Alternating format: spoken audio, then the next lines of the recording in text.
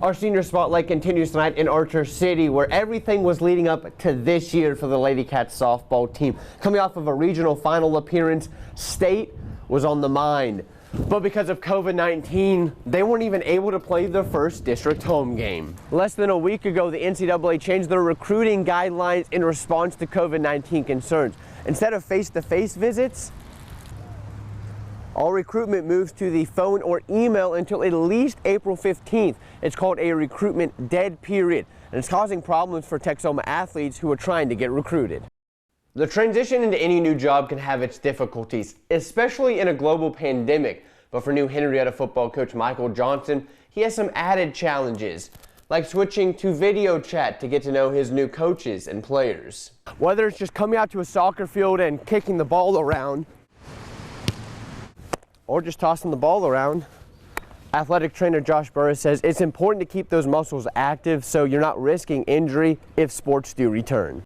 Our senior spotlight rolls on to Holiday, where we shine a light on the 6 seniors of the Eagles baseball team who went 3 rounds deep in the playoffs a year ago. And we're hoping to do even better than that this year, trying to win the 13th regional championship in school history. But unfortunately, they didn't even get to play a district game. Our next stop on our senior spotlight is Graham softball and its 2 seniors, Alex Husen and Emma Sutherland, who grew up playing softball together and had been looking forward to their senior season for years. There were these 2 seniors our freshman year. On most weeknights during the fall, you'll find Hugh Farmer here at the Seymour football field.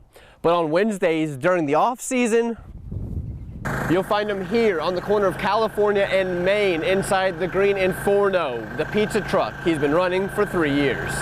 When Alex Charlton took the graduate assistant football job at Midwestern State University, he expected to spend March and April on this field for spring ball.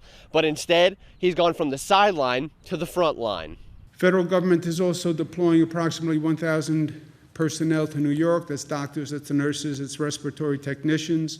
And Charlton was one of many nurses who answered the call. This is it. Let's go and let's just do what I can to help. I'm a small part of what so many people are doing. When he arrived in the city that never sleeps, it was an experience he thought he would never witness, and one he won't soon forget. I mean, there's nobody on the streets, there's nobody in the subways, buses are empty, obviously everything's closed down. I mean, you'd expect all that, but I mean, it's just so different. He is now at Mount Sinai Hospital in the middle of Manhattan, the epicenter of the New York hotspot. And though he is treating more than just COVID-19 patients, he says one thing is noticeably different. You treat everybody as they have coronavirus because you just don't know. After seeing it firsthand, he understands even more why staying at home is necessary. They make a big deal of the social distancing is they just don't want a huge influx. If everybody in America at once runs to the hospitals, there's going to be a line through the next county and probably further at every hospital, and it's just bad outcomes will happen. Charlton says he's scheduled to stay in New York till May 30th, but will stay longer if they need him, and will continue his football work from the Big Apple while looking forward to the day he can get back on the field with his fellow Mustangs. Brian Shrull, News Channel 6.